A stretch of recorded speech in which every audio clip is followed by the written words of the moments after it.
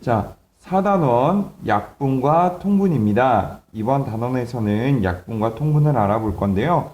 자, 먼저 이 세 친구를 보겠습니다. 이 세 친구는 누구의 피자가 가장 많이 남아있는지 남아있는 피자의 양을 비교하고 있습니다. 여학생이 내 피자 한 조각의 크기가 가장 크니까 내 피자가 가장 많이 남았어 라고 얘기를 하고 있어요. 그랬더니 남학생은 정말 그럴지 궁금증을 가지고 있습니다.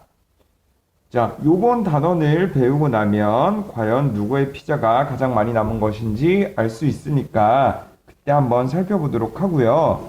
자, 이번 단원을 공부하기 전에 먼저 여러분이 알고 있는 분수 다시 한번 살펴보겠습니다. 분수는 전체에 대해 일부분을 나타내는 수입니다. 자, 일부분, 이 분자는 나눌 분자인데요. 자, 전체 그리고 부분 이렇게 나눠서 표시를 합니다. 자, 아래 전체를 분모라고 하고요. 그 다음 위에 부분을 분자라고 합니다. 자, 예를 들어서 3분의 2, 7분의 1, 9분의 4 이런 것들이 분수가 되겠죠. 자, 실생활에서 어떻게 쓰이는지 볼게요. 먼저 피자 한 판이 있습니다. 이 한 판을 8조각으로 똑같이 나눈 다음 8조각으로 똑같이 나눈 다음에 3조각을 먹었대요. 자, 이렇게 3조각을 먹었다고 합니다. 그럼 우리가 먹은 피자의 양을 분수로 한번 나타내 볼 건데요. 분모, 여기 아랫부분에는 전체가 들어간다고 했습니다. 전체로 나눈 수. 그 다음, 자, 위에는 부분의 수. 우리는 먹은 수가 되겠죠. 그래서 전체 8조각으로 나눈 것 중에 3조각을 먹었다. 그래서 8분의 3이다 라고 이야기를 할 수 있습니다. 자, 요 분수를 아는 것에 그치는 게 아니라 분수의 크기도 비교할 수 있어야 되는데요. 교과서에 있는 것처럼 분모가 같은 분수의 크기를 먼저 비교해 보겠습니다. 분모가 4로 똑같죠. 그 말은 얘도 이렇게 4조각, 오른쪽도 4조각을 냈다는 거고요.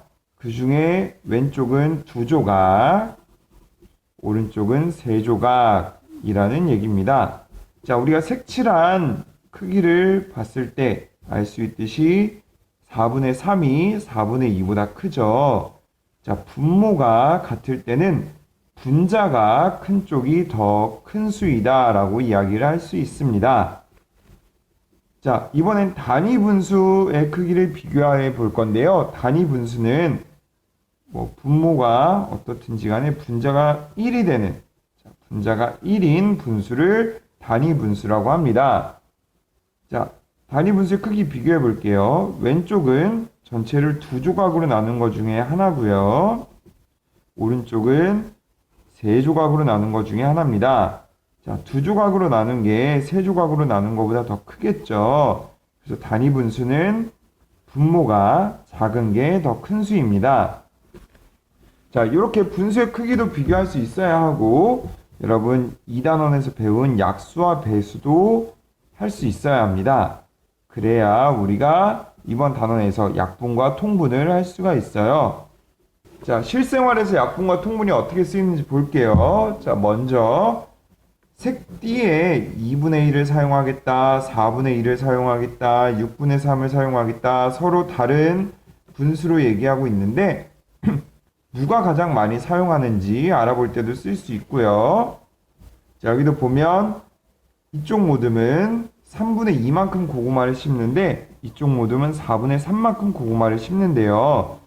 어느 모듬이 더 넓게 심었을지도 알아볼 수 있고, 자, 과학 실험을 할 때 이렇게 비커에 물을 채울 때도 분수를 활용할 수 있습니다.